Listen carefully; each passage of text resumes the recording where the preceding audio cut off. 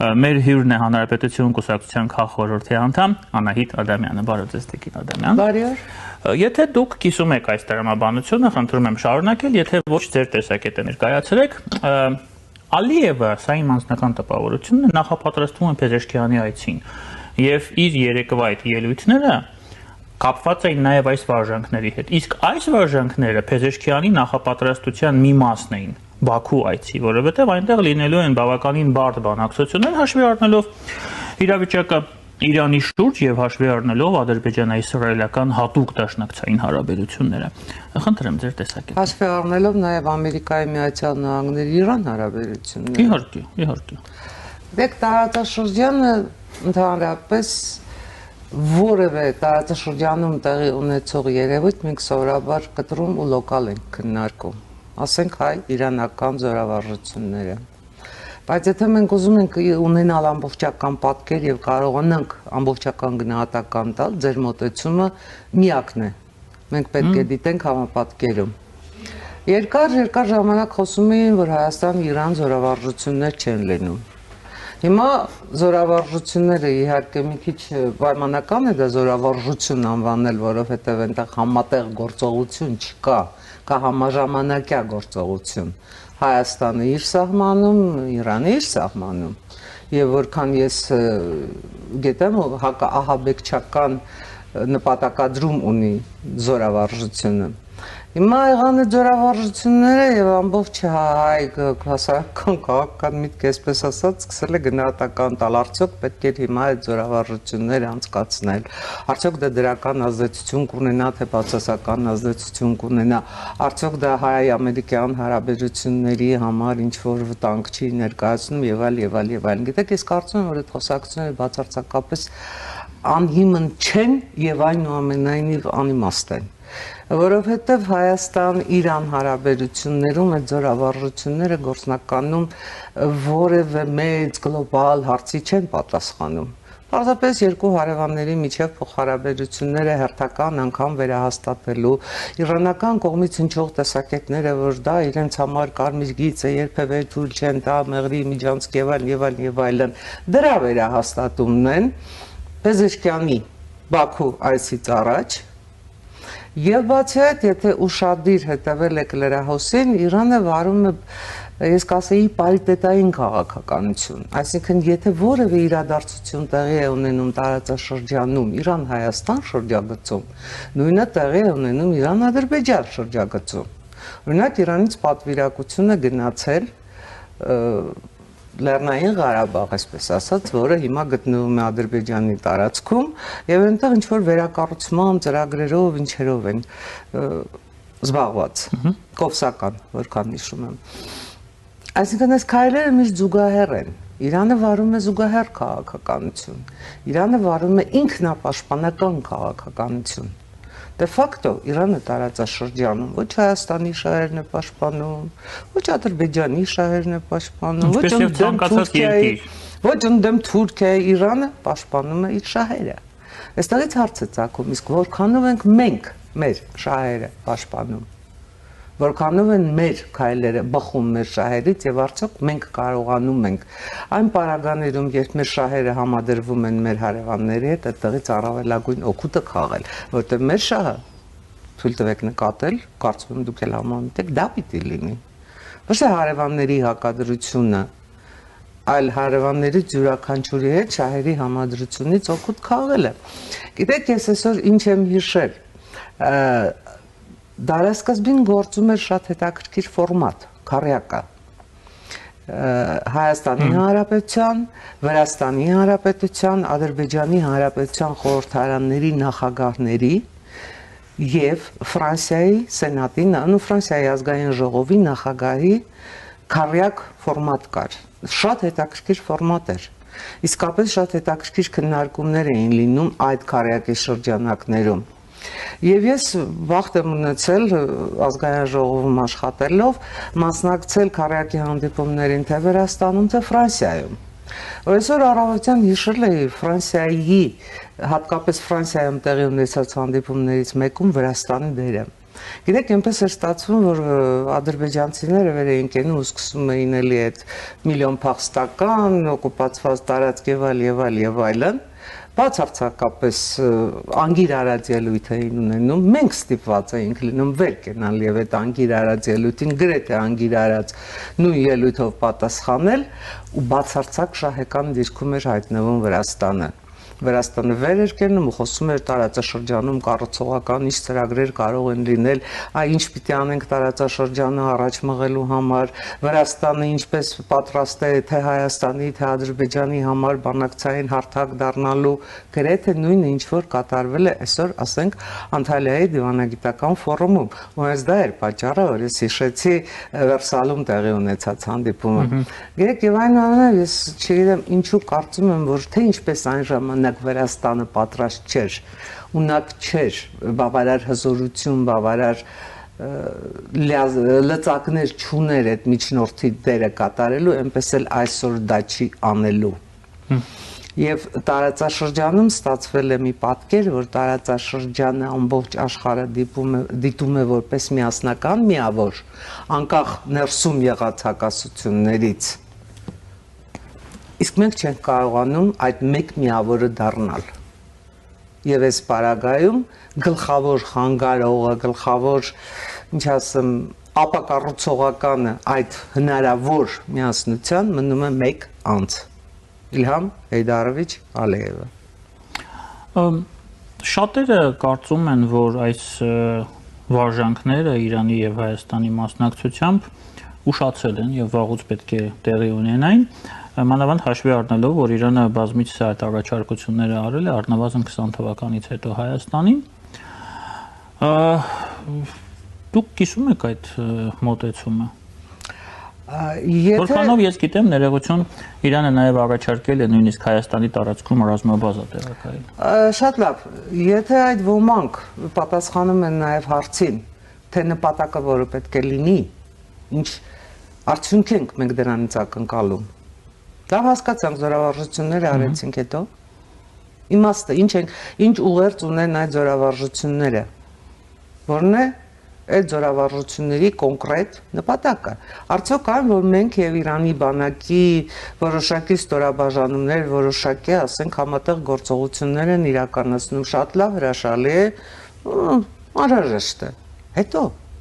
ես շատ ավելի կգերադասեի, որ Հայաստանի ազգային բանակը ինտենսիվացնել իր զորավարժությունները ՆԱՏՕ-ի երկրների հնարավոր ՆԱՏՕ-ի շրջանակներում կամ ՆԱՏՕ-ի երկրների հետ, որովհետև մեր խնդիրը ո՞րն է։ Բանակի կերպափոխման հայեցակարգը կյանքի կոչելու նպատակը ո՞րն է, որ Հայաստանի Հանրապետության ազգային բանակը համապատասխանի 6-րդ սերնդի բանակի չափանիշներին։ Այսինքն ինչպես 2020-ին մենք հերթական անգամ չգնանք նախորդ պատերազմը վարելու, նախորդ տիպի պատերազմում հաղթելու տարբերակին, այլ գնանք նոր պատերազմում հաղթելու տարբերակին։ Իսկ դրա համար մենք նվազագույնը պետք է ունենանք ՆԱՏՕ-ի չափանիշներով բանակ։ Ուստի մեզ համար իրանական բանակի հետ զորավարժությունները, մեղմ ասած, այդ նպատակին բացարձակապես չեն ծառայում։ Իսկ մենք կարող ենք դիտարկել այսպիսի իրավիճակ, որ դանակը հասել է ոսկորին, Ալիևյան դանակը հասել է Սյունիքյան ոսկորին եւ դրանից ելնելով մեզ մոտ որոշում է կայացվել իրավիճակային որոշում այդ վարժանքները անցկացնել, որպեսզի ինչ որ չափով Ալիևին հասցնել, որ ամեն ինչ այդքան էլ հեշտ չի։ Ես կարծում եմ, որ դա սխալ ուղերձ է,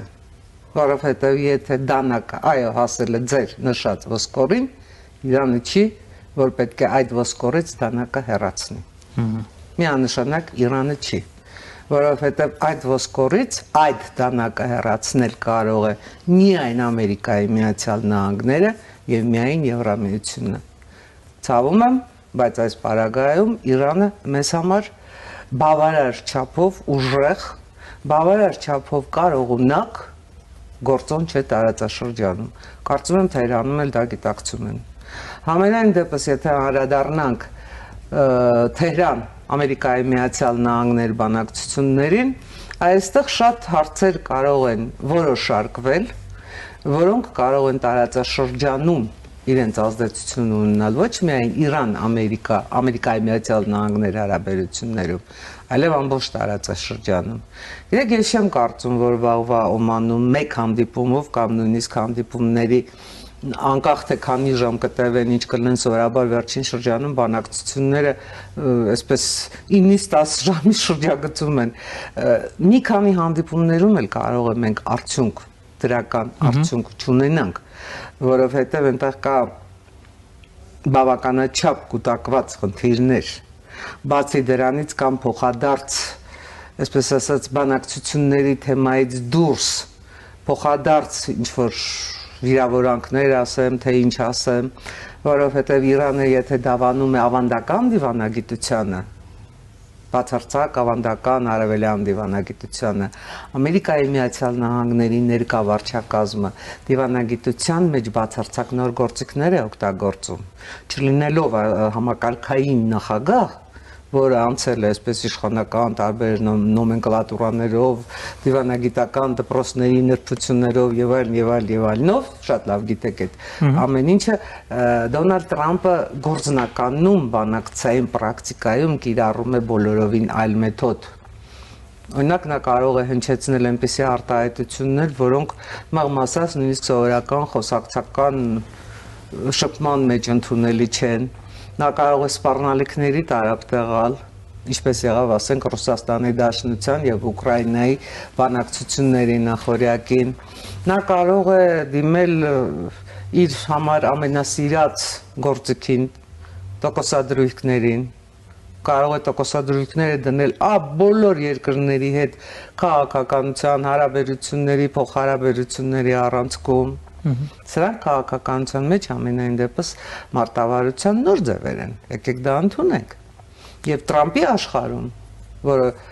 ժամանակի մեջ հստակ սահմանափակված է 4 տարի, Տրամպի աշխարհում փոխվելու են նաև բանակցության ձևերը։ Ոստի ես կարծում եմ, որ շատ կարևոր է, որ Իրանը հաշվի առնի այդ հանգամանքը, եւ այն որ պահանջները մեզ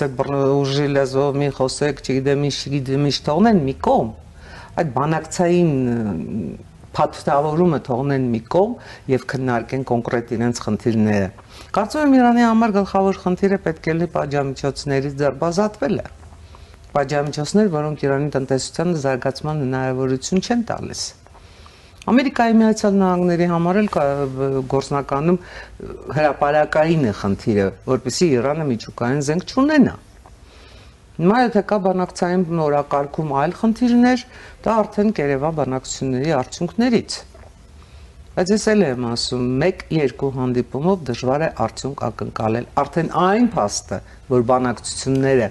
վաղը կայանալու են, արդեն արդյունք է։ Եվ արդյունք է ոչ միայն Իրանի համար, ոչ միայն Ամերիկայի Միացյալ Նահանգների համար,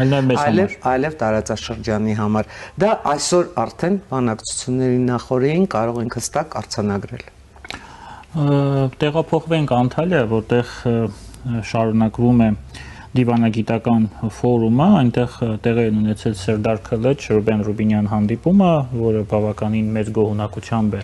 գնահատել պարոն Ռուբինյանը, այլ տեղեկատվություն այս պահին չունենք, բայց նաև կայացել է նախագահ Էրդողանի եւ Ալիևի հանդիպումը, Անտալիայում, որի ժամանակ Էրդողանը գոհունակություն է հայտնել Ադրբեջանի եւ Հայաստանի միջև խաղաղության գործընթացի առաջընթացի կապակցությամբ, նշելով, որ Թուրքիան ցանկանում է Ադրբեջանին տեսնել որպես Հարավային Կովկասում խաղաղության ճարտարապետ եւ հավելել է, որ Թուրքիան զգուշորեն շարունակում է Հայաստանի հետ հարաբերությունների կարգավորման գործընթացը։ Ես տարբեր ազդակներ եմ լսում, այդ թվում նաև մեր իշխանության ներսից, որ նույնիսկ Թուրքիան է այս պահին Ադրբեջանի վրա ճնշում գործադրում խաղաղության պայմանագիր համաձայնագիր ստորագրելու հարցում։ Ինչու է Թուրքիան դա անում։ Թուրքիան դա չի անում Ադրբեջանի շահից ելնելով, Թուրքիան դա անում է իր շահերից ելնելով, որովհետև միանգամայն ակնհայտ է, որ Ադրբեջանը այս պահին, տեսեք, ես ձեր հարցը չգիտեի, բայց գործնականում մի քանի րոպե առաջ հենց այդ հարցին է ես տերության պատասխանում տարածաշրջանի զարգացման համար, որովհետև եթե տարածաշրջանում չկա խաղաղություն, հաղորդակցողները չեն բացվելու։ Եթե հաղորդակցողիները չեն բացվում, տարածաշրջանը չի կայանում իբրև տնտեսական գործոն թե աշխարհի համար, թե ինքը իր համար։ Թուրքիային օդու ջրի պես պետք է այդ երկրորդ հանգամանքը հաղորդակցողիների բացումը եւ Թուրքիայի հաբ դառնալը։ Ճանապարհային հաբ, նավթագազային հաբ, հացահատիկային հաբ, ինչու ոչ։ Դա Թուրքիային օդու ջրի պես պետք է։ Եվ այսօր միակ կաշկանդող հանգամանքը Թուրքիայի այդ հաջողությունների ճանապարհին Ադրբեջանն է։ Ու շատ տարօրինակ է, որ Ադրբեջանը ամենայն դեպս չունենալով Թուրքիայի ոչ ռազմական, ոչ քաղաքական, ոչ տնտեսական հզորությունը, ոչ էլ այն ազդեցությունը, որ Թուրքիան իբրև ՆԱՏՕ-ի անդամ երկիր ունի, թե տարածաշրջանում, թե աշխարհում, կարողանում է իրենով կաշկանդել, կարողանում է իրենով կողմնորոշել Թուրքիայի արտաքին քաղաքականությունը։ Գիտեք, ես կարծում եմ, որ Թուրքիայի այդ կաշկանդվածության երկրորդ երկրի հետ հարաբերությունները երրորդ երկրով պայմանավորելու այդ անզորության խոստովանությունը թե Թուրքիայի իմիջին է հարված, ընդհանրապես համաշխարհային մակարդակով հարված Թուրքիայի իմիջին, թե ըմբռնում չի գտնելու Թուրքիայում։ Եվ այնուամենայնիվ Թուրքիան դեռ նայում է Իլհամ Ալիևին։ Ինչու՞։ Ակնհայտորեն այստեղ կան որոշակի տնտեսական հարցեր, որ Թուրքիայի ամենայն դեպս տնտեսության ոչ լավագույն ժամանակներում Իլհամ Ալիևը կարողանում է ներդրումներ անել, կարողանում է ինչ-որ հարցեր պայմանավորել եւ գլխավորը Իլհամ Ալիևը տարածաշրջանում փորձում է զբաղեցնել կամ գոնե որ իրենով կարևորել այն դերը, որ հավակնում էր խաղալ Էրդողանը։ Չէ՞ որ Էրդողանը փորձում էր հանդես գալ բոլոր մուսուլմանների, այսպես ասած, առաջնորդ, բոլոր մուսուլմանների կապող օղակ, Կենտրոնական Ասիայի հետ դա ձախողվեց, Կենտրոնական Ասիայի հետ դա չստացվեց։ Իլհամ Ալիևն արդեն հասկացել է, որ դա միևնույն է չի ստացվելու եւ չի փորձում այդ դերը խաղալ, բայց Իլհամ Ալիևը ունի Իսրայելի պես դաշնակից եւ Իսրայելի պես դաշնակից ունենալու հարաբերություն փաստը փորձում է օգտագործել նաեւ Թուրքիայի հետ հարաբերություններում։ Եկեք հիշենք, որ բոլորովին վերջերս Բաքվում տեղի ունեցան թուրք-իսրայելական հանդիպումներ, թուրք-իսրայելական քննարկում, որը ես որքան հասկացա, որևէ արդյունքի չբերեց։ Ամենայն դեպս այն հարցերը, որով Թել Ավիվը եկել էր Բաքու եւ այն հարցերը, որով Անկարան էր եկել Բաքու, Սիրիա ու ոչ միայն Սիրիա չլուծվեցին։ Այսինքն այս հանդիպումը կուտ գնաց։ Բայց դա չի նշանակում, որ Բաքուն չի շարունակելու նույն միջնորդական առաքելությունը, որովհետև գործնականում Ալիևի համար կարևորը Իսրայել Թուրքիա հարաբերությունների կարգավորումը չի, ոչ էլ գլխացավանքն է դա։ Ալիևի համար գերկարևորը Իսրայելի միջոցով, Իսրայելի դռնով Ամերիկայի Միացյալ Նահանգներ մուտք գործելը, որը նա փորձում է անել, ու դատելով Տրամպի Նովրուզի առիթով ուղերձից որոշակի հաջողությունների կարող է հասնել։ Եթե իհարկե այդ ուղերձը ամբողջական ընթերցենք, Տրամպն էլ պայման է դնում հայ-ադրբեջանական խաղաղության համաձայնագրի կնքում։ Կկնքես համաձայնագիրը, կունենաս, չես կնքի, կտեսնենք։ Այսօր Սերդար Քալեչը եւս մեկ հայտարարություն է արել Անտալիայում,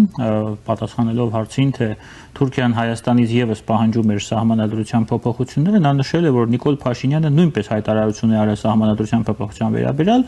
այս համատեքստում Հայաստանը կկատարի իր սահմանադրության մեջ անհրաժեշտ փոփոխությունները։ Ինչ մոտ տպավորություն է ստեղծվում, որ այս սահմանադրության փոփոխությունների հարցը Ալիևյան օրակարգով մի հատ մեծ ծուղակ է մեզ համար, որից ելք չկա եւ որից չկա լուծում։ Որովհետեւ եթե մենք իրոք ներառենք Ալիևյան պահանջները կապված պրեամբուլայի հետ, անկախության դեկլարացիայի պրեամբուլայի հետ, մեր սահմանադրությունից դուրս թողնելու այդ պահանջը, ժողովուրդը կգնա եւ կասի ոչ։ Եվ դա նորմալ է։ Ինչ ենք անելու այդ դեպքում։ Արդյոք սա Ալիևը չի կարող օգտագործել, որպես այն մեկ վատ բան ենք ասում, մենք շատ ենք այդ բառը կրկնում, լեգիտիմ հիմք Հայաստանի վրա հարձակվելու վրա, այն դեպքում, երբ որ այդպիսի հիմք չկա եւ չի կարող լինել ընդհանրապես։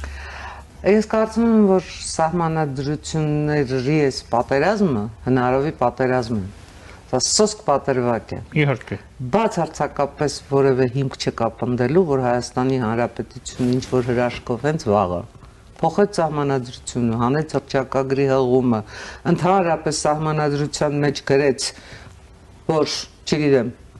այնինչ Ալիևի սրտով կա։ Եվ ընդունեց ժողովուրդը այդ սահմանադրությունը, ասենք թե, եւ ժողովուրդն էլ ընդունեց վաղը, եթե Հայաստանի Հանրապետությունը ցանկացավ, ուժեղացավ այնքան, տարածաշրջանում ուժերի հավասարակշռությունը վերականգնեց այնքան,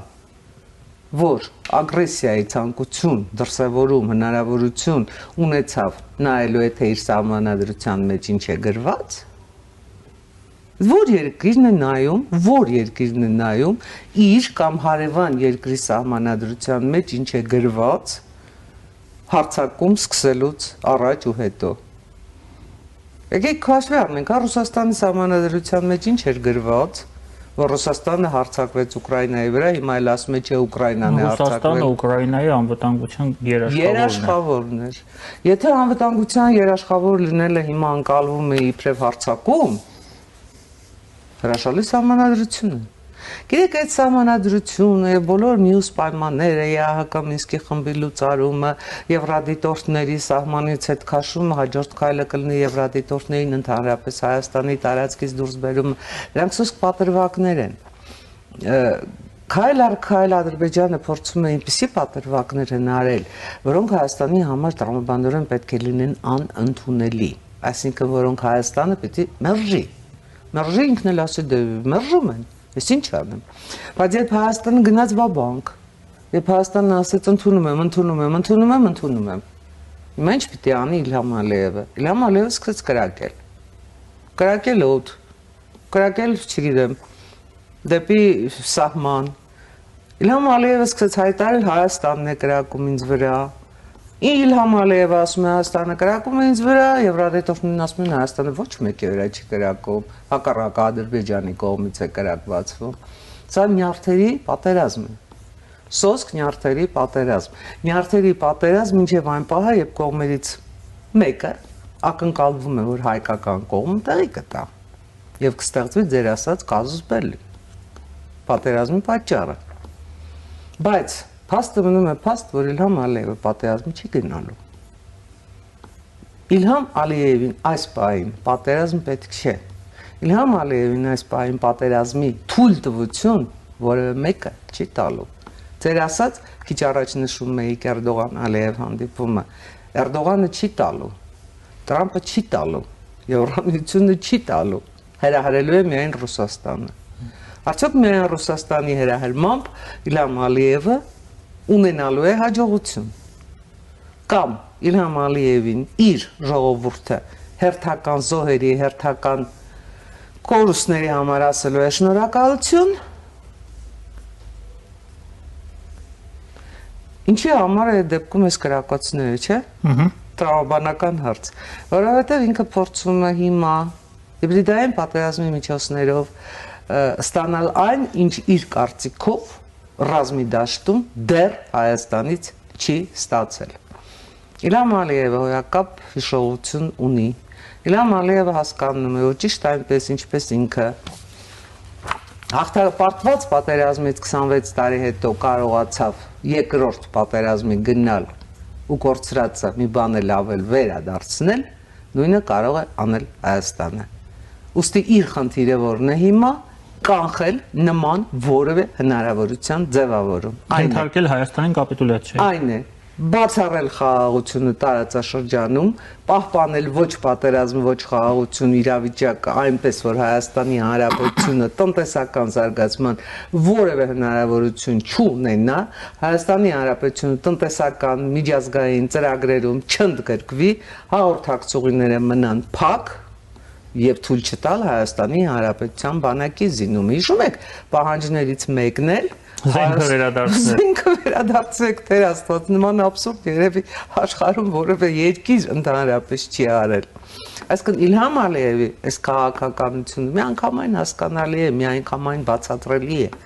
բայց ընդունելի է մեզ համար։ Բացարձակապես ոչ։ Եվ այստեղ մեզ համար կարևորը ես կարծում եմ, ոչ թե այն պետք է լինի, որ մենք հասկանանք, բացատրենք, ներկայացնենք, չգիտեմ ինչ անենք Իլհամ Ալիևի քայլերը,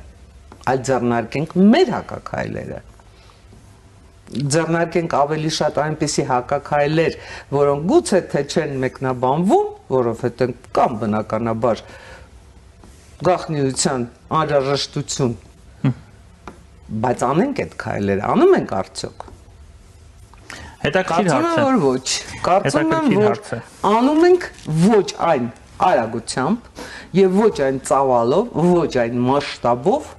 որ անհրաժեշտ է ուժերի հավասարակշռությունը տարածաշրջանում հնարավորինս արագ վերականգնելու համար եւ տարածաշրջանում հնարավորինս արագ խաղաղություն հաստատելու համար։ Այսինքն այս ոչ պատերազմ, ոչ խաղաղություն կարգավիճակը, որը ինձ անդադ հիշեցնում է նախապատերազմյան ստատուս քվոն, այս ոչ պատերազմ, ոչ խաղաղություն վիճակից հնարավորինս արագ մեղմ անկորուս դուրս գալը եւ արդեն դառնալ խաղաղություն ոչ թե երազող, ցանկացող, պահանջող, չգիտեմ ինչ երկիր, այլ պարտադրող երկիր։ Սա պիտի լինի մեր խնդիրը։ Անում է մեր իշխանությունը այդ քայլերը կիսով չափ եւ շատ դանդաղ եւ համարյա թե անարդյունավետ, դատելով արդյունքների տեսակետից։ Շնորհակալություն Տիկին Ադամյան։ Մեր հյուրն էր Հանրապետություն կուսակցության քաղխորհրդի անդամ Անահիտ Ադամյանը, քիչ անց մենք կվերադառնանք տաղավար եւ կշարունակենք մեր աշխատանքը։